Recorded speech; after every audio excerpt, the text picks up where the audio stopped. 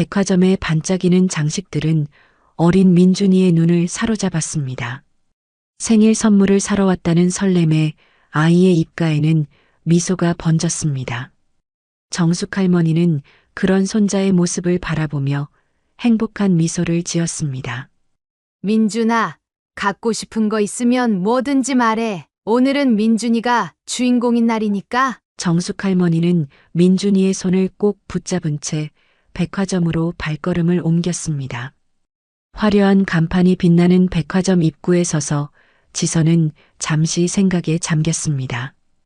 오늘 아침에 있었던 일이 떠올랐습니다. 민준이는 평소보다 일찍 눈을 떴습니다. 침대에서 벌떡 일어난 손자는 할머니 방에 들어와 기대에 찬 목소리로 물었습니다. 할머니, 오늘 백화점 가는 날이죠? 정숙 할머니는 미소를 지으며 고개를 끄덕였습니다. 티라노사우루스 울티마 사주시는 거 맞죠? 정숙 할머니는 민준이의 머리를 쓰다듬었습니다. 민준이는 정숙 할머니 아들 부부가 낳은 손자입니다. 아들과 며느리는 민준이가 어릴 적 교통사고로 세상을 떠났고 이후 할머니가 맡아 키우고 있었습니다. 오늘은 민준이가 몇 달 전부터 갖고 싶어 했던 한정판 장난감이 출시되는 날이었습니다. 그래, 할머니가 약속했으니까 꼭 사줄게. 아침 식사를 마치고 민준이는 자기 방으로 달려갔습니다. 잠시 후 곰 인형 파파를 품에 안은 채 돌아왔습니다. 파파도 데리고 갈 거예요. 정숙 할머니는 민준이의 말에 웃음을 지었습니다.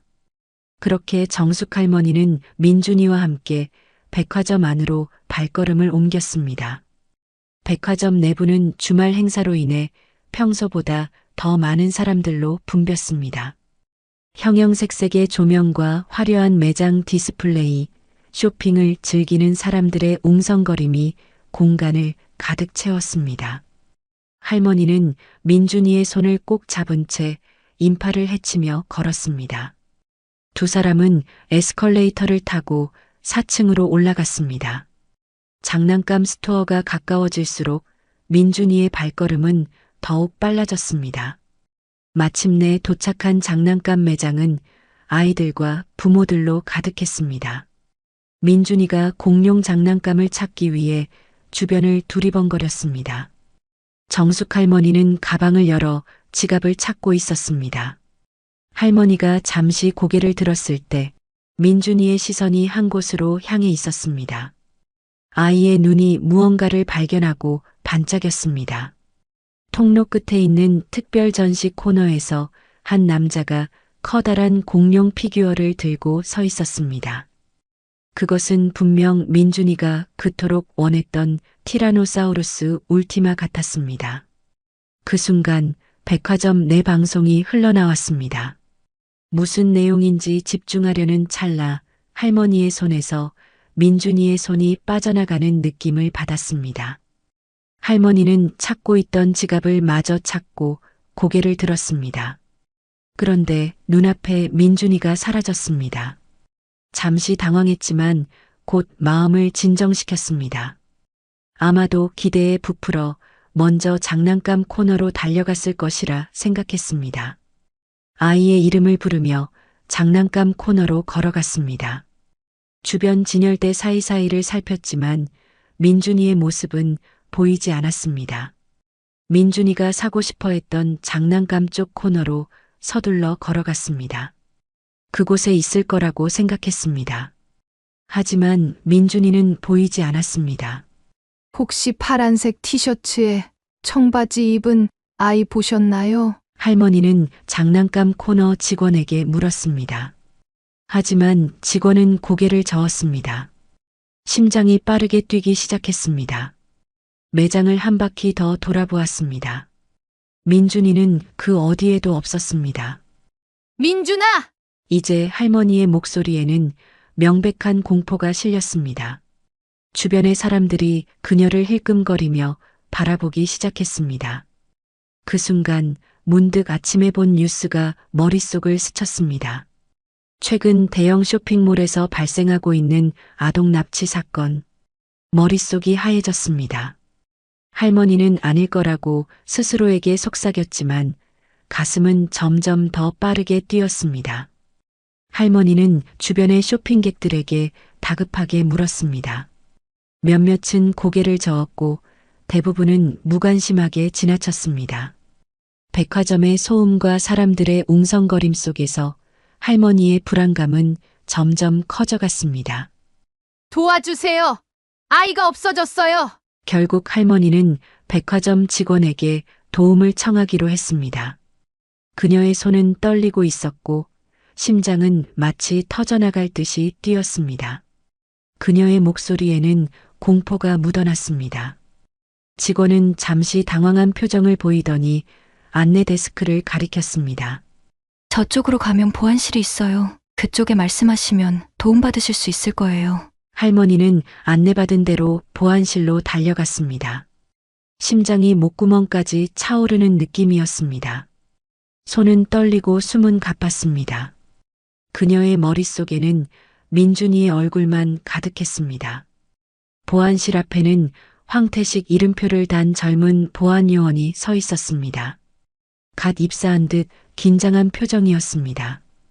할머니는 그에게 달려가 팔을 붙잡았습니다. 아이가 없어졌어요. 방금 전까지 제 옆에 있었는데 할머니의 목소리가 떨렸습니다.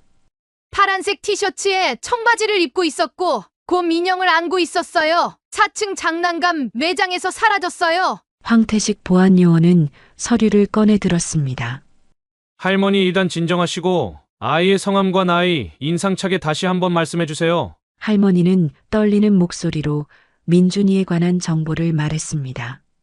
그녀의 손톱이 손바닥을 파고들었습니다. 황태식은 천천히 메모하며 고개를 끄덕였습니다. 그 속도가 할머니에게는 고문처럼 느껴졌습니다. 네, 알겠습니다. 일단 안내 방송부터 내보내겠습니다. 황태식은 내선 전화를 들어 방송실에 연락했습니다. 할머니는 초조하게 주변을 둘러보았습니다. 보안실 내부에는 모니터가 여러 대 있었고 각 모니터에는 백화점 여러 구역의 영상이 보였습니다. 그녀의 시선이 CCTV 화면에 고정되었습니다. 그 화면 어딘가에 민준이가 있을 것이라는 생각에 가슴이 아팠습니다. 잠시 후 백화점 내에 안내 방송이 울려 퍼졌습니다. 고객 여러분 안내 말씀드립니다. 박민준 어린이를 찾고 있습니다. 파란색 티셔츠에 청바지를 입은 5살 남자아이로 곰 인형을 안고 있습니다. 발견하신 분은 가까운 매장 직원이나 안내 데스크로 알려주시기 바랍니다. 안내 방송을 들으며 할머니는 잠시 안도했습니다. 민준이를 금방 찾을 수 있다고 생각했습니다. 하지만 그 안도감은 잠시뿐이었습니다. 방송 이후에도 민준이의 소식은 들려오지 않았습니다. 시간이 흐를수록 그녀의 불안감은 커져갔습니다. 납치당한 거 아닐까요? 할머니가 급하게 말을 꺼냈습니다. 요즘 뉴스에 나오잖아요. 쇼핑몰에서 아동 납치 사건이 일어나고 있다고요. 납치범이 밖으로 데리고 나가면 어떡해요? 백화점 문을 닫아야 하는 것 아닌가요? 할머니의 목소리가 높아졌습니다. 주변의 직원들이 그녀를 힐끔거리며 바라보았습니다. 황태식은 당황한 기색이 역력했습니다. 그는 진정시키려는 듯 두 손을 들어 올렸습니다. 진정하세요, 손님. 저희에게도 규정이 있습니다. 지금 모든 직원들이 아이를 찾고 있으니 곧 규정이 아이의 안전보다 중요한가요? 할머니의 목소리는 이제 거의 울부짖음에 가까웠습니다. 그녀의 눈에서 눈물이 흘러내렸습니다. 제 아이가 지금 이 순간에도 백화점 밖으로 끌려나가고 있을지도 모르는데 그때 문을 열고 중년의 남자가 들어왔습니다. 그의 이름표에는 김도연 보안팀장이라고 적혀 있었습니다. 그는 차분한 걸음으로 다가왔습니다. 그의 얼굴에는 수십 년의 경험이 묻어나는 무표정함이 있었습니다. 무슨 일입니까? 도연 팀장이 무심한 표정으로 물었습니다. 황태식이 급히 상황을 설명했습니다.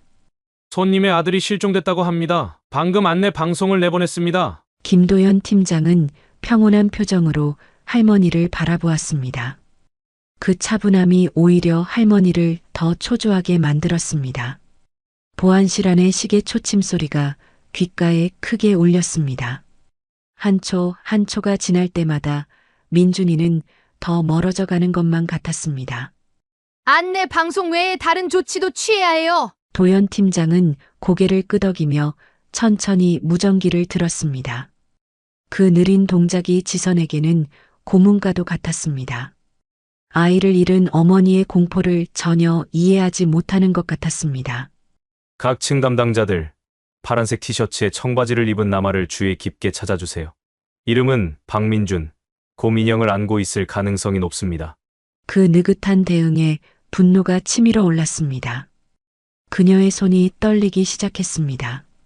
초조함에 머리카락을 쓸어 넘기며 주변을 둘러보았습니다. 보안실 벽에 걸린 시계가 가차없이 시간이 흐름을 알려주고 있었습니다. 민준이가 사라진 지 이미 5분이 지났습니다. 그것만으론 안 돼요. 안내 방송도 했는데 아무 소식이 없잖아요. CCTV를 확인하고 출구를 막아주세요. 도연 팀장은 지선의 눈을 똑바로 보며 말했습니다. 그의 눈에는 감정이 없었습니다. 그저 일상적인 업무를 처리하는 것처럼 담담했습니다. 손님, 아직 납치라고 단정할 근거는 없습니다.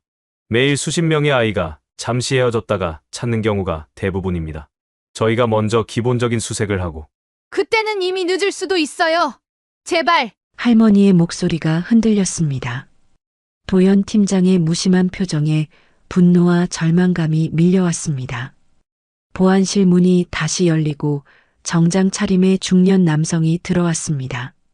그의 이름표에는 이상철 총괄 매니저라고 적혀 있었습니다. 그는 주변을 한번 둘러보고는 도연 팀장에게 다가갔습니다. 그의 구두 소리가 보안실의 긴장된 공기를 가르며 울렸습니다. 어떤 상황인가? 도연 팀장이 일어나 상철 매니저에게 상황을 설명했습니다. 5살 남아 박민준 군이 약 10분 전에 장난감 매장에서 실종되었습니다. 전체 안내 방송을 했고 각 층 직원들이 수색 중입니다. 10분. 이미 10분이나 지났습니다. 그녀는 머릿속으로 백화점의 크기를 가늠해 보았습니다. 10분이면 아이가 건물 밖으로 나갔을 수도 있는 시간이었습니다. 상철 매니저는 고개를 끄덕이고 할머니를 향해 돌아섰습니다. 그는 공손하지만 어딘가 기계적인 미소를 지었습니다. 그 미소가 오히려 지선의 심장을 얼어붙게 했습니다. 고객님, 심정 이해합니다. 하지만 진정하시고 저희를 믿어주셨으면 합니다. 이런 일은 자주 있는 일이고 대부분 아이들은 금방 발견됩니다. 자꾸 그렇게만 말하는데 아직 아이를 못 찾았잖아요. 그녀의 머릿속에는 며칠 동안 본 뉴스 영상이 반복해서 떠올랐습니다. 아동 납치 사건. 공포감이 온몸을 휘감았습니다. 상철 매니저는 팔짱을 끼며 말했습니다.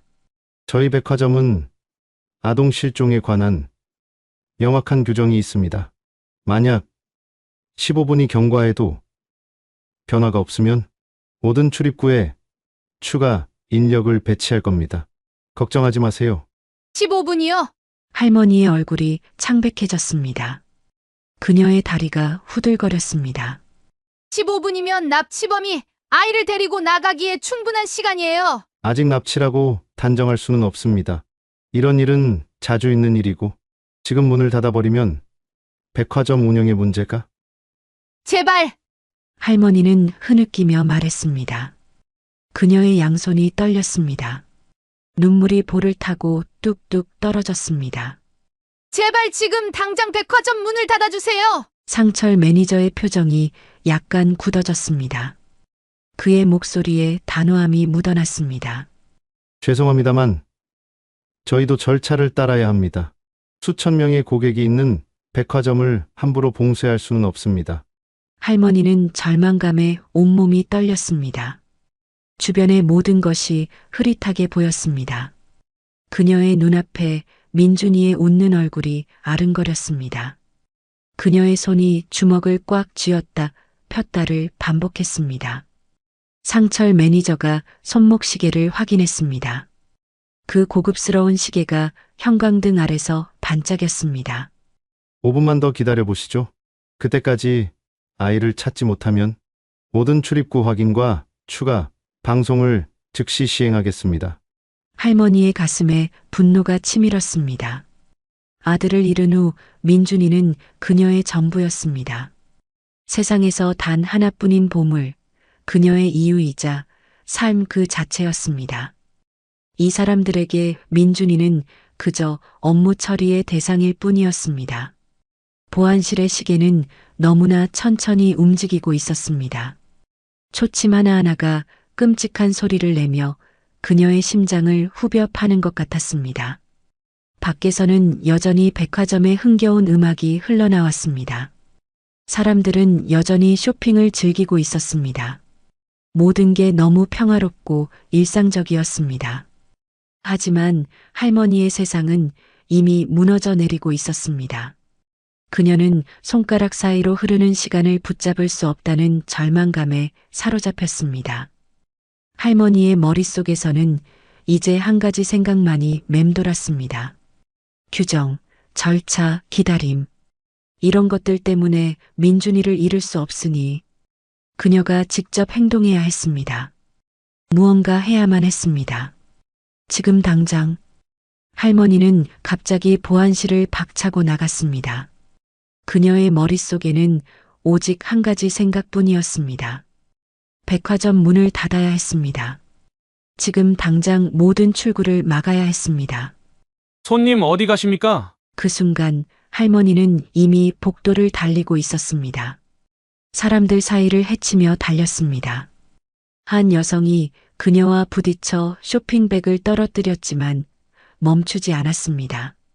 다른 때라면 사과했겠지만 지금은 그럴 여유가 없었습니다. 1층 중앙홀에 도착했을 때 그녀의 시선이 한 곳에 고정되었습니다. 화려하게 빛나는 귀금속 매장, 두꺼운 유리로 된 진열장들. 그녀의 뇌리에 한 가지 생각이 번개처럼 스쳤습니다. 할머니는 목표를 정하고 귀금속 매장으로 달려갔습니다. 심장이 귓가에서 쿵쾅거렸습니다. 숨이 가빴지만 멈출 수 없었습니다. 몇몇 보안 요원들이 그녀를 쫓아오는 소리가 들렸습니다.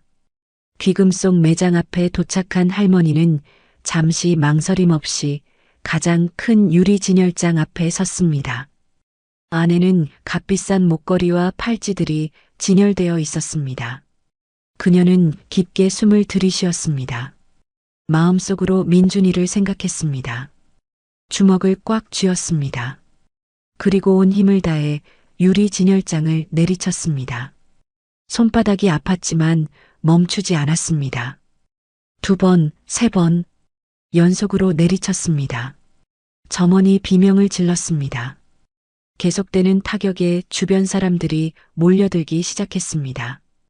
유리는 금이 가기 시작했습니다. 그 순간 귀를 찢는 듯한 경보음이 울렸습니다. 요란한 사이렌 소리가 백화점 전체에 울려 퍼졌습니다.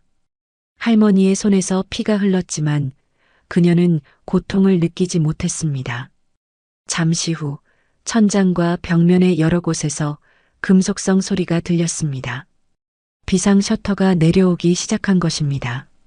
백화점의 모든 출입구와 층간 연결 지점에 있는 대형 금속 셔터들이 자동으로 내려왔습니다. 백화점 전체가 외부와 차단되기 시작했습니다. 사람들이 당황하며 소리치기 시작했습니다. 어떤 이들은 출구를 향해 뛰었지만 이미 늦었습니다. 금속 셔터가 모든 출구를 봉쇄했습니다. 백화점 내부는 순식간에 혼란에 빠졌습니다. 할머니는 깨진 유리 진열장 앞에 서서 피 흘리는 손을 바라보았습니다. 그녀의 눈에서 눈물이 흘러내렸습니다. 하지만 그것은 후회의 눈물이 아니었습니다. 이제 아무도 백화점을 빠져나갈 수 없었습니다. 민준이도 마찬가지였습니다. 그가 어디에 있든 아직 이 건물 안에 있을 것이라는 희망이 있었습니다. 보안 요원들이 그녀에게 달려왔습니다. 황태식이 가장 먼저 도착했고 그 뒤로 도연 팀장과 상철 매니저가 따라왔습니다. 그들의 얼굴에는 충격과 분노가 뒤섞여 있었습니다. 미쳤습니까? 뭘 하신 겁니까? 상철 매니저가 소리쳤습니다. 할머니는 그를 똑바로 쳐다보았습니다. 그녀의 목소리는 이상하게 차분했습니다. 이제 아무도 이 백화점을 나갈 수 없어요. 우리 손자도, 납치범도. 황태식 보안 요원이 그녀의 팔을 잡았습니다. 당신은 지금 수백억 원의 제품을 손상시키고 백화점 전체를 마비시켰습니다. 제정신입니까? 할머니는 눈물을 닦았습니다. 그녀의 손에서 여전히 피가 흘렀지만 아픔보다는 결연함이 더 컸습니다. 아이를 찾기 위해서라면 이보다 더한 것도 할 수 있어요. 이제 빨리 CCTV를 확인하고 백화점 구석구석을 뒤져서 당장 내 아이를 찾아주세요. 주변에 모인 사람들이 그녀를 쳐다보았습니다. 공포, 분노, 혼란스러운 표정들이 뒤섞여 있었지만 일부 사람들의 눈에서는 그녀의 행동에 대한 이해와 동정의 눈빛이 보였습니다. 특히 아이를 동반한 부모들의 눈빛이 그랬습니다. 그들이라도 같은 상황에 처했다면 어쩌면 같은 선택을 했을지도 모른다는 침묵의 이해가 있었습니다. 경보음은 계속 울렸습니다. 백화점은 완전히 봉쇄되었습니다. 이제 시간과의 싸움이 시작되었습니다. 그때 할머니의 결연한 모습을 조용히 지켜보던 김도연 팀장이 천천히 다가왔습니다. 할머니의 눈을 똑바로 바라보았습니다. 할머니의 눈에서 눈물이 뺨을 타고 흘러내렸습니다. 김도연 팀장의 눈빛이 미세하게 변했습니다. 그 순간 할머니는 무릎을 꿇었습니다. 깨진 유리 조각들 위에 무릎을 꿇은 채 그녀는 오열했습니다. 제발요. 내 아이만 찾아주세요. 아이만 찾으면 다 변상할게요. 그녀의 눈물이 유리 조각 위에 떨어졌습니다. 그 광경은 주변의 모든 사람들을 얼어붙게 만들었습니다. 주변의 공기가 무거워졌습니다. 경보음은 여전히 울리고 있었지만 그 순간만큼은 모든 것이 멈춘 것 같았습니다. 그때 김도연 팀장이 천천히 무릎을 꿇고 할머니의 눈높이에 맞췄습니다. 그의 표정은 더 이상 무심하지 않았습니다. 인간적인 동정과 이해가 담겨 있었습니다. 할머니, 지금 상황은 신경 쓰지 마세요. 아이를 먼저 찾읍시다. 제가 도와드릴게요. 할머니의 눈에 희망의 빛이 어렸습니다. 그녀는 천천히 고개를 들었습니다. 눈물로 얼룩진 얼굴이었지만 그 안에는 확고한 의지가 담겨 있었습니다. 고맙습니다. 그녀가 속삭였습니다. 도연 팀장은 고개를 끄덕이고 일어섰습니다. 그는 무전기를 들어 올렸습니다. 모든 직원들 주목하세요. 지금부터 백화점 전체를 체계적으로 수색합니다. 누구도 이 건물을 떠날 수 없는 상황입니다. 모든 인력을 동원하세요. 이상철 총괄 매니저는 할머니의 돌발 행동에 분노한 표정이었지만 수색에 반대하지 않았습니다. 백화점은 이미 봉쇄되었고 지금 상황에서 할 수 있는 최선은 신속하게 아이를 찾는 것이었습니다. 할머니는 천천히 일어섰습니다. 그녀의 손에서는 여전히 피가 흘렀지만 민준이를 찾을 수 있다는 희망이 그녀에게 새로운 힘을 주었습니다. 잠시 후 김도연 팀장과 이상철 총괄 매니저가 사무실에서 회의를 시작했습니다. 할머니는 잠시 보안 직원들과 함께 밖에서 대기하고 있었습니다. 도연 팀장이 CCTV 화면을 보며 말했습니다. CCTV 영상에 수상한 점이 있습니다. 여기를 보세요. 4층 장난감 매장 근처에서 한 남자가 검은 모자를 쓰고 계속 서성이는 모습이 있었습니다. 그는 여러 번 아이들 주변을 배회했고 특히 혼자 있는 아이들에게 관심을 보였습니다. 상철 매니저의 표정이 복잡해졌습니다. 이 사람이 납치범이라면 현재 백화점은 완전히 봉쇄되었으니 이 안에 있을 겁니다.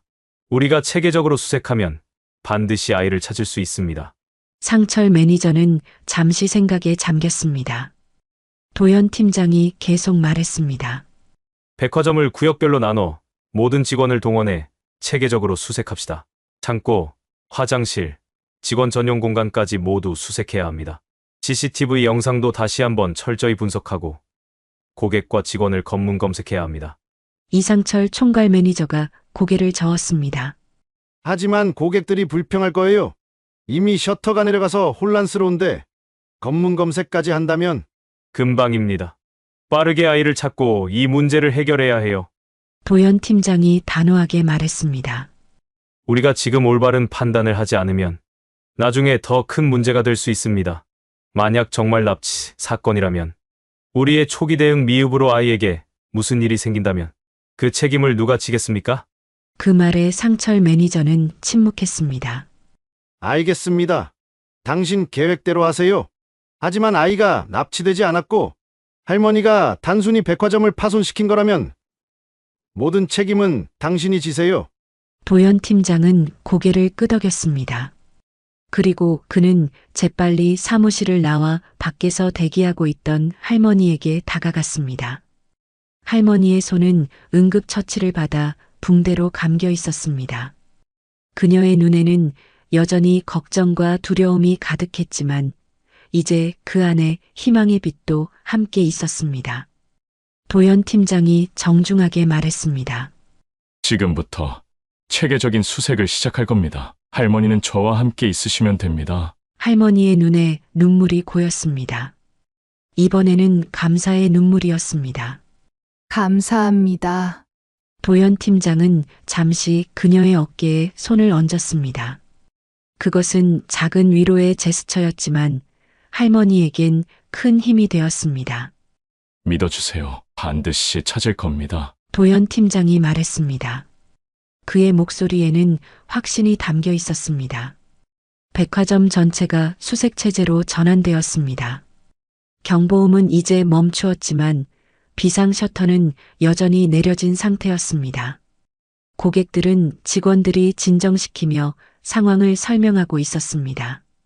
김도연 팀장은 사무실 안에서 CCTV를 분석하고 있었고 할머니는 옆에 함께 서 있었습니다. 황태식이 보안 요원이 말했습니다. 4층 장난감 매장의 영상을 우선적으로 확인 중입니다. 아이가 마지막으로 목격된 시점부터 역추적하고 있습니다. 모두가 화면을 주시했습니다. 잠시 후 카메라가 할머니와 민준이를 포착했습니다. 거기요! 화면 속 민준이는 공룡 피규어 진열대 앞에 서 있었습니다. 할머니가 잠시 가방에서 지갑을 찾는 동안 민준이는 진열대 너머를 바라보는 것처럼 보였습니다. 그때 황태식 보안 요원이 화면의 한 부분을 가리켰습니다. 저 사람을 봐주세요. 모두의 시선이 화면 구석으로 향했습니다. 진열대 너머로 한 남성이 서 있었습니다. 약 40대로 보이는 그 남자는 검은 모자와 회색 재킷을 입고 있었고 큰 가방을 들고 있었습니다. 그는 직접적으로 민준이를 바라보고 있었습니다. 할머니의 가슴이 두근거렸습니다. 황태식 보안 요원이 영상을 계속 재생했습니다. 할머니가 고개를 숙여 지갑을 찾는 동안 남자가 민준이에게 천천히 다가가는 모습이 보였습니다. 그는 민준이에게 무언가를 보여주는 듯 했습니다. 민준이가 관심을 보이며 그쪽으로 몇 걸음 다가갔습니다. 남자는 민준이에게 말을 걸었고 민준이는 잠시 고개를 돌려 할머니를 확인한 후 다시 남자를 바라보았습니다. 도연 팀장의 표정이 굳어졌습니다. 영상이 계속 재생되었습니다. 남자는 민준이에게 무언가를 더 보여주는 듯 했습니다. 민준이가 흥미롭게 바라보는 모습이 포착되었습니다. 그리고 잠시 후 남자가 민준이에게 손을 내밀었고 민준이는 잠시 망설이다가 그 손을 잡았습니다. 둘은 함께 화면 밖으로 사라졌습니다. 다른 카메라 영상. 도연 팀장이 급하게 요청했습니다. 황태식이 빠르게 다른 카메라 영상으로 전환했습니다. 4층 복도를 비추는 카메라였습니다. 남자와 민준이가 함께 걷는 모습이 보였습니다. 민준이는 여전히 인형을 안고 있었고 남자는 민준이의 손을 잡고 있었습니다. 저 사람 납치범이에요. 지선이 떨리는 목소리로 말했습니다. 도연 팀장은 급하게 무전기를 들었습니다. 모든 팀에게 전달합니다. 용의자 발견. 검은 모자, 회색 재킷을 입은 40대 남성, 큰 가방 소지, 아이를 데리고 4층 화장실 방향으로 이동했습니다. 모든 화장실과 주변 구역을 철저히 수색하세요. 저도 그쪽으로 이동하겠습니다. 저도 같이 갈게요. 할머니가 급하게 말했습니다. 도연 팀장은 고개를 끄덕였습니다. 그들은 서둘러 4층으로 향했습니다. 에스컬레이터가 멈춰 있었기 때문에 비상계단을 통해 올라갔습니다. 4층에 도착하자 무전기에서 보고가 들어왔습니다. 4층 화장실 확인했습니다. 아무도 없습니다. 계속 찾으세요. 모든 층의 화장실을 확인하고 CCTV는 계속 분석하고 보이는 대로 연락주세요. 도연 팀장이 지시했습니다. 할머니는 점점 초조해졌습니다. 그녀의 가슴은 두근거렸고 숨이 가빴습니다. 민준이를 데려간 남자의 모습이 머릿속에서 떠나지 않았습니다. 그는 분명한 목적을 가지고 있었습니다. 우연히 아이에게 접근한 것이 아니었습니다. 그는 명백한 납치범이었고 빠르게 백화점을 나섰을 가능성도 있었습니다. CCTV에서 용의자와 아이의 추가 위치를 발견했습니다. 황태식 보안요원이 무전으로 말했습니다. 4층 화장실에 들어간 후 다시 나오는 모습이 포착되었습니다. 그리고 직원 전용 계단으로 향했고 직원 전용 출구 지하에서 다시 확인됐습니다. 도연 팀장이 눈을 크게 떴습니다. 모든 팀 주목. 용의자가 직원 전용 계단을 통해 이동 중입니다. 모든 직원 구역과 창고를 집중 수색하세요. 특히 지하를 집중 수색하세요. 할머니와 김도연 보안팀장은 급하게 지하로 향했습니다. 할머니의 마음은 공포와 자책감, 그리고 분노가 뒤섞여 있었습니다. 하지만 그 무엇보다 민준이를 찾아야 한다는 절박함이 강했습니다. 지하로 내려가는 계단은 끝없이 길게 느껴졌습니다. 매 발걸음마다 할머니의 심장은 더 빠르게 뛰었습니다. 아이를 반드시 찾아야만 했습니다. 김도연 보안팀장과 할머니, 그리고 여러 보안요원은 지하 1층 직원 전용 공간을 하나도 빠짐없이 수색하기 시작했습니다. 하지만 민준이의 모습은 보이지 않았습니다. 그때 복도 끝에 낡은 문이 보였습니다. 직원 전용 화장실이라는 표지가 붙어 있었습니다. 할머니의 심장은 더욱 빠르게 뛰었습니다. 왠지 저곳에 민준이가 있을 것 같았습니다. 도연 팀장이 문 앞에 서서 잠시 귀를 기울였습니다. 아무 소리도 들리지 않았습니다. 그는 할머니에게 뒤로 물러서라는 손짓을 했습니다. 그리고 천천히 문을 열었습니다. 아무도 없는 것 같습니다. 도연 팀장의 말에 할머니의 희망은 사그라들었습니다. 지하 화장실은 캄캄하고 조용했습니다. 도연 팀장이 불을 켰지만 오래된 형광등은 희미하게 깜빡이며 제대로 빛을 내지 못했습니다. 어둠 속에서 낡은 세면대와 거울이 흐릿하게 보였습니다. 도연 팀장이 천천히 화장실 안으로 들어갔습니다. 그는 조심스럽게 첫 번째 칸을 열어보았습니다. 비어 있었습니다. 두 번째 칸도 마찬가지였습니다. 할머니의 표정에는 이미 체념이 깃들기 시작했습니다. 도연 팀장이 세 번째 칸 앞에 멈춰 섰습니다. 그는 잠시 귀를 기울였습니다. 아무 소리도 들리지 않았습니다. 그가 천천히 문을 밀었지만 잠겨 있었습니다. 잠겨 있어요. 도연 팀장이 할머니를 돌아보며 말했습니다.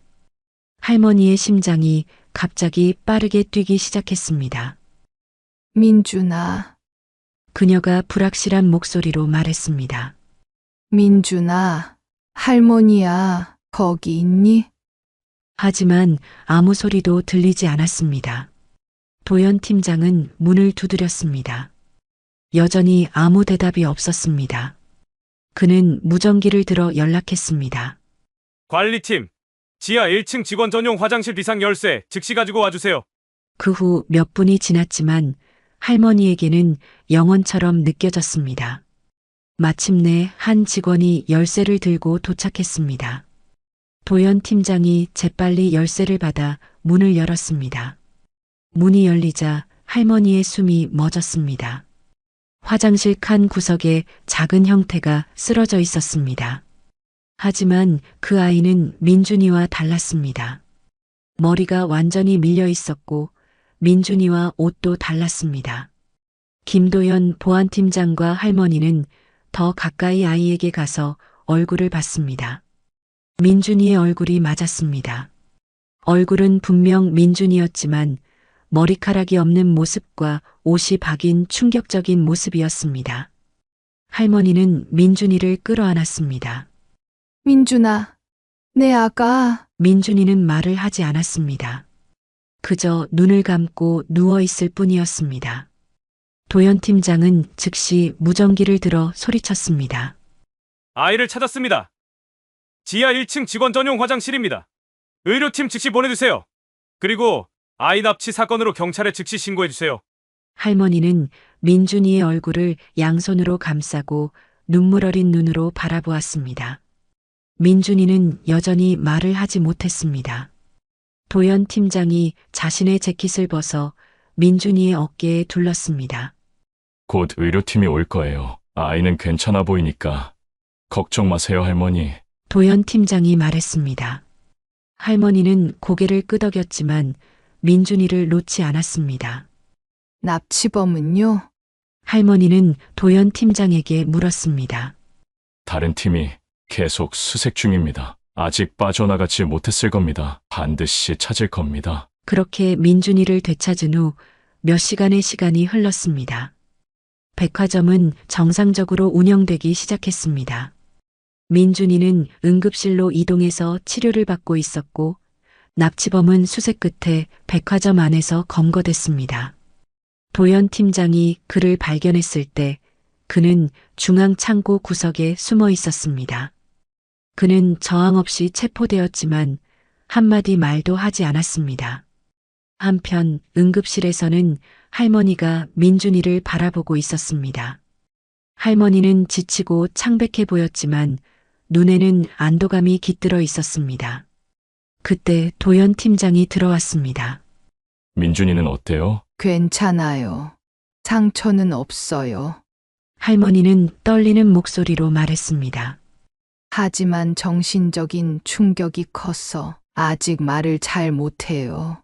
의사가 곧 소아정신과 전문의를 소개해 준다고 했어요. 도연 팀장은 고개를 끄덕였습니다. 시간이 필요할 거예요. 할머니는 도연 팀장을 바라보았습니다. 그녀의 눈에서 분노가 일었습니다. 납치범은 잡힌 거죠? 네, 도연 팀장이 대답했습니다. 최준호, 40세 아동 납치 전과자입니다. 3개월 전에 출소했어요. 3개월 전에요? 할머니의 목소리가 떨렸습니다. 어떻게 다시 또 그렇게 납치를... 그러니까요. 하지만 이번에는 증거가 명백하고 재범의 납치와 감금 외에도 아동학대 혐의가 추가될 거예요. 오랫동안 사회에서 격리될 겁니다. 할머니는 잠시 침묵했습니다. 그녀의 눈에 눈물이 고였습니다. 왜 우리 민준이에게 이런 짓을 한 거죠? 무슨 목적으로? 도연 팀장이 부드럽게 말했습니다. 모든 세부 사항을 알기에는 아직 이릅니다. 하지만 그의 계획은 민준이의 외모를 바꿔 백화점에서 데리고 나가는 것이었습니다. 그리고 할머니가 그의 범행을 막았습니다. 할머니는 잠시 놀란 표정을 지었습니다. 자신이 백화점 귀금속 매장을 파손했다는 사실을 잠시 잊고 있었습니다. 무모할 수도 있는 할머니의 행동이 결과적으로 납치범의 범행을 막았습니다. 비상 셔터가 내려가자 그는 민준이를 화장실에 숨기고 자신은 다른 곳으로 도망쳤어요. 상황이 진정되면 다시 아이를 데리고 나갈 계획이었을 겁니다. 아, 네. 제가 매장을 부셨죠? 할머니의 목소리가 떨렸습니다. 할머니는 본능적으로 옳은 일을 했어요. 도연 팀장이 단호하게 말했습니다. 그것이 아니었다면 민준이를 찾지 못했을지도 모르고 납치범도 못 잡았을 겁니다. 할머니는 창밖을 바라보았습니다. 응급실 앞에는 뉴스밴이 몰려와 있었습니다. 사람들은 무슨 일이 있었는지 알기 위해 모여들었고 기자들은 현장 보도를 준비하고 있었습니다. 그 순간 비가 내리기 시작했습니다. 빗방울이 유리창을 타고 흘러내렸습니다. 빨리 민준이를 데리고 집에 가고 싶어요. 할머니가 작은 목소리로 말했습니다. 도연 팀장이 부드럽게 미소 지었습니다. 곧 갈 수 있을 거예요.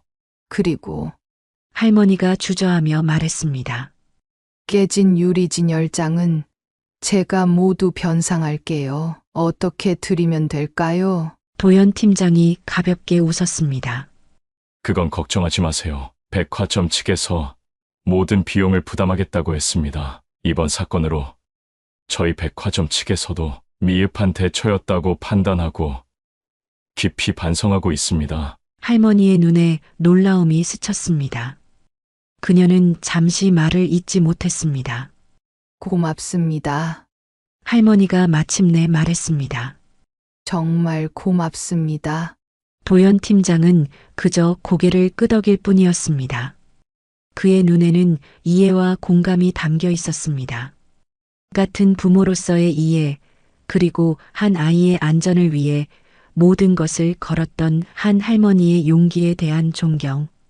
할머니의 마음은 한결 더 가벼워졌습니다. 최악의 악몽은 끝났습니다. 이제 민준이와 할머니의 회복의 시간만 필요할 뿐이었습니다. 그리고 그녀는 민준이와 함께 그 시간을 천천히 하지만 확실하게 걸어가기로 했습니다. 며칠 후 서울 중부경찰서의 조사실은 차갑고 딱딱했습니다. 회색 벽과 형광등 불빛이 공간을 더욱 삭막하게 만들었습니다. 할머니는 불편한 의자에 앉아 김영사의 설명을 듣고 있었습니다. 민준이는 옆방에서 아동심리 전문가와 이야기를 나누고 있었습니다. 최준호에 대한 조사가 상당 부분 진행되었습니다. 김영사가 파일을 펼치며 말했습니다. 그의 범행 패턴은 매우 계획적이고 치밀했어요. 할머니는 차분히 듣고 있었지만 그녀의 손은 무의식적으로 떨리고 있었습니다. 그날의 기억이 다시 떠오르는 듯해서 가슴이 미칠 듯이 뛰었습니다. 도연 팀장도 옆자리에 앉아 있었습니다. 그는 이 사건의 중요 증인이자 첫 신고자로서 조사에 참여하고 있었습니다. 최준호는 아동 납치 전과 5범입니다. 김영사가 설명을 이어갔습니다. 그는 항상 같은 수법을 사용했어요. 아이의 관심을 끌만한 물건, 주로 장난감이나 인형을 이용해 유인했고요. 할머니는 손으로 얼굴을 가렸습니다. 도연 팀장이 조용히 그녀의 어깨에 손을 얹었습니다. 그가 진술한 바에 따르면 김영사가 계속했습니다. 민준이가 어떤 장난감에 큰 관심을 보이는 것을 발견했을 때 그것을 이용해 접근하기로 했답니다. 최준호는 그 장난감보다 더 좋은 장난감을 보여주겠다며 민준이에게 접근했어요. 민준이가 처음에는 망설였지만 그는 사진을 보여주며 유인했고 민준이는 결국 따라갔습니다. 할머니의 손이 떨렸습니다. 김영사는 다른 파일을 펼쳤습니다. 최준호는 아이의 외모를 변경했습니다. 이것은 요 며칠 일어났던 아이 납치 사건의 전형적인 수법이었어요. 머리를 자르고 옷을 바꿔 입히고 때로는 모자나 안경을 씌우기도 했습니다. 이렇게 하면 보안 카메라나 목격자들이 아이를 알아보기 어려워지죠. 할머니의 얼굴이 창백해졌습니다. 만약 백화점 비상경보가 울리지 않았다면 그는 민준이를 데리고 백화점을 빠져나갔을 가능성이 높습니다. 그게 최준호의 탈출 계획을 완전히 무산시킨 거죠. 그는 당황해서 민준이를 화장실에 가두고 자신은 도망쳤어요. 할머니의 눈에 눈물이 고였습니다. 공포와 안도감이 뒤섞인 감정이었습니다. 그때 문이 열리고 정장 차림의 여성이 들어왔습니다. 안녕하세요. 박유진 심리상담사입니다. 김영사가 자리에서 일어나 그녀를 맞이했습니다. 민준이와의 상담은 어땠나요? 민준이는 심각한 트라우마를 겪고 있습니다. 박유진 상담사가 조용히 말했습니다. 아직 자신에게 일어난 일을 완전히 이해하지 못하고 있어요. 그는 지금 혼란스럽고 두려운 상태입니다. 할머니가 걱정스럽게 물었습니다. 민준이가 괜찮아질까요? 박유진 상담사가 부드러운 표정으로 대답했습니다. 아이들은 놀라운 회복력을 가지고 있습니다. 적절한 지원과 치료가 있다면 민준이는 시간이 지나면서 이 경험을 극복할 수 있을 거예요. 하지만 당장은 안정적인 환경과 지속적인 관심이 필요합니다. 박유진 상담사는 계속해서 이야기를 이어나갔습니다. 현재 민준이는 분리 불안을 보이고 있습니다. 할머니와 떨어지는 것을 극도로 두려워하고 있어요. 또한 낯선 사람들, 특히 남성에 대한 경계심이 매우 높아졌습니다. 할머니는 마음이 아팠습니다. 민준이가 겪은 고통을 생각하면 가슴이 찢어질 것 같았습니다. 제가 어떻게 해야 할까요? 할머니가 떨리는 목소리로 물었습니다. 박유진 상담사가 미소를 지었습니다. 가장 중요한 것은 안정감을 주는 것입니다. 민준이에게 안전하다는 것을 지속적으로 확인시켜 주세요. 그리고 무엇보다 인내심을 가지세요. 트라우마의 회복은 직선적이지 않습니다. 좋은 날도 있고 힘든 날도 있을 거예요. 그때 김영사가 다시 입을 열었습니다. 조사는 거의 마무리되었습니다. 최준호는 이미 구속되었고 추가 증거들도 확보했습니다. 그는 오랫동안 사회로부터 격리될 겁니다. 할머니는 천천히 고개를 끄덕였습니다. 그가 다시는 이런 짓을 할 수 없게 되는 거죠? 네, 그렇습니다. 김영사가 단호하게 대답했습니다. 이번 사건은 아동 납치 미수가 아닌 기수로 적용됩니다. 최대한의 형량이 선고될 것입니다. 할머니는 창밖을 바라보았습니다. 비가 그치고 햇빛이 조금씩 비치기 시작했습니다. 마치 그녀의 마음속 어둠도 조금씩 걷히는 것 같았습니다. 민준이를 데리고 집에 가도 될까요? 할머니가 물었습니다. 네, 물론입니다. 김영사가 미소를 지었습니다. 이제 집에 가서 충분히 쉬세요. 할머니는 자리에서 일어났습니다. 도연 팀장도 함께 일어났습니다. 정말 감사합니다. 도연 팀장님. 할머니가 진심 어린 목소리로 말했습니다. 도연 팀장은 손을 흔들며 말을 막았습니다. 저는 그저 제 일을 했을 뿐입니다. 할머니의 용기가 민준이를 구한 거예요. 할머니는 고개를 끄덕였습니다. 그렇게 일주일이 지났습니다. 할머니의 작은 아파트는 다시 포근한 가정의 온기로 채워졌지만 그 안에는 아직 말로 표현할 수 없는 긴장감이 감돌고 있었습니다. 민준이의 머리카락은 아주 조금씩 자라기 시작했습니다. 짧은 솜털이 두피를 덮고 있었지만 여전히 수건이나 모자로 가리고 다녔습니다. 그날 밤 할머니는 민준이의 침대 옆에 앉아 자장가를 불러주고 있었습니다. 매일 밤 이어지는 의식이었습니다. 민준이는 인형을 꼭 안은 채 이불 속에 누워 있었습니다. 그의 눈은 천장을 바라보고 있었습니다. 할머니, 민준이가 갑자기 입을 열었습니다. 할머니는 노래를 멈추고 민준이를 바라보았습니다. 그날 민준이의 목소리가 작아졌습니다. 할머니의 심장이 빠르게 뛰기 시작했습니다. 민준이는 그날 이후로 무슨 일이 있었는지 한 번도 말하지 않았습니다. 박유진 상담사는 아이가 준비되면 스스로 말하기 시작할 것이라고 했습니다. 그리고 그 순간이 드디어 온 것 같았습니다. 그녀는 성급하게 굴지 않으려 노력했습니다. 민준이는 인형을 더 꽉 안았습니다. 그의 작은 손가락이 인형의 갈색 털을 꼭 쥐었습니다. 아저씨가 공룡 인형을 보여준다고 했어요. 민준이가 떨리는 목소리로 말했습니다. 할머니는 조용히 들었습니다. 그녀의 손이 무의식적으로 떨리고 있었지만 민준이가 알아차리지 못하도록 꽉 쥐었습니다. 아저씨가 이건 비밀인데 특별한 아이에게만 보여주는 거야 라고 했어요. 그리고 아저씨가 더 멋진 것도 있는데 따라오면 보여줄게라고 했어요. 민준이가 계속 말했습니다. 아저씨를 따라갔어요. 점점 더 멀리 갔어요. 뭔가 이상했어요. 돌아간다고 했는데. 민준이의 목소리가 떨렸습니다. 그는 눈을 꼭 감았습니다. 아저씨가 갑자기 무서운 목소리로 말했어요. 조용히 해. 할머니의 심장이 찢어지는 것 같았습니다. 그녀는 민준이의 손을 더 꼭 잡았습니다. 눈에선 뜨거운 눈물이 흘러내렸습니다. 그녀는 재빨리 닦아냈지만 더 많은 눈물이 뒤따랐습니다. 민준이를 끌어안았습니다. 괜찮아. 이제 괜찮아. 민준이는 이제 흐느끼고 있었습니다. 할머니도 함께 울었습니다. 그녀는 손자를 더 단단히 안았습니다. 그녀의 마음속에서는 참을 수 없는 분노와 슬픔이 휘몰아쳤습니다. 어떻게 누군가가 이렇게 순수한 아이에게 이런 끔찍한 짓을 할 수 있는지 이해할 수 없었습니다. 민준이는 할머니의 품 안에서 조금씩 진정되었습니다. 그의 눈꺼풀이 무거워지기 시작했습니다. 할머니는 민준이의 머리를 부드럽게 쓰다듬었습니다. 민준이의 눈이 천천히 감겼습니다. 그는 인형을 꼭 안은 채 잠들기 시작했습니다.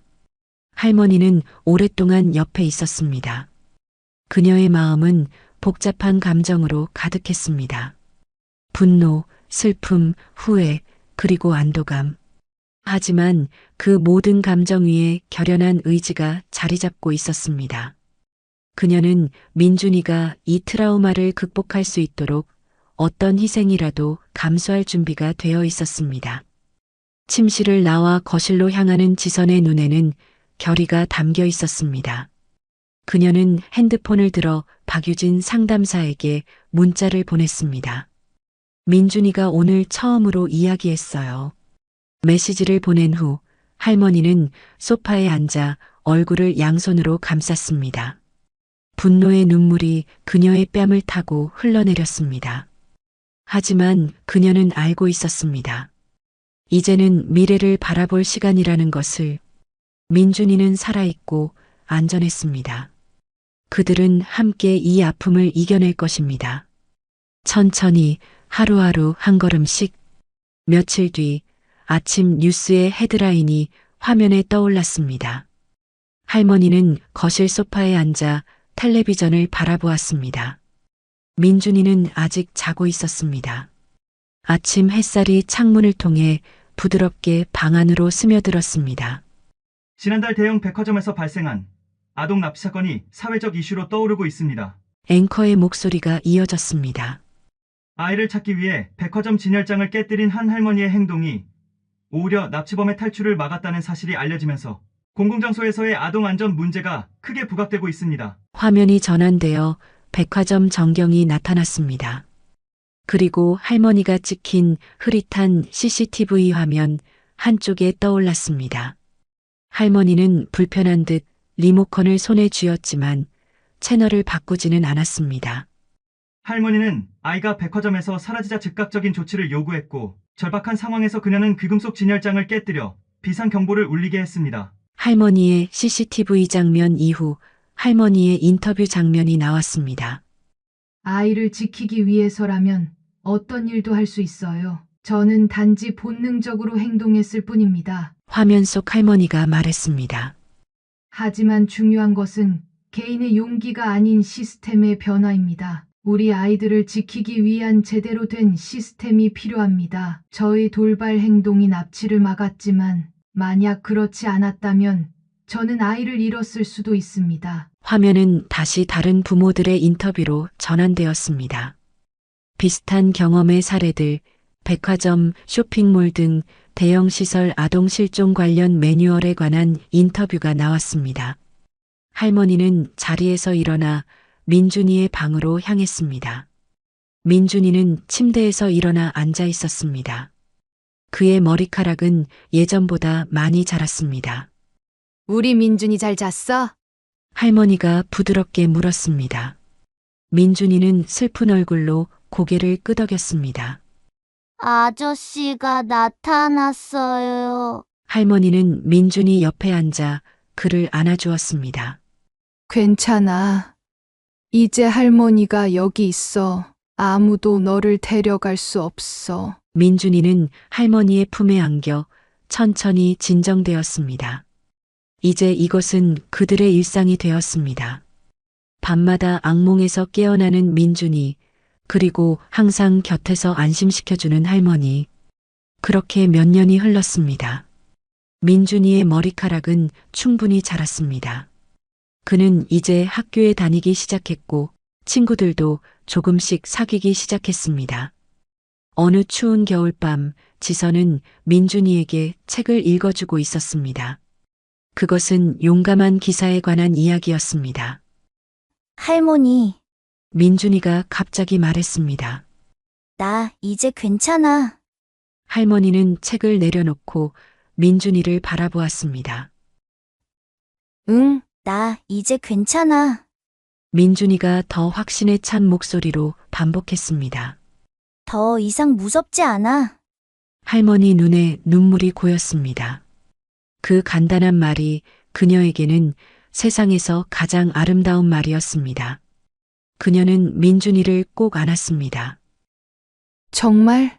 그녀가 떨리는 목소리로 물었습니다. 민준이는 고개를 끄덕였습니다. 그는 베개 밑에서 종이 한 장을 꺼냈습니다. 그것은 그가 그린 그림이었습니다.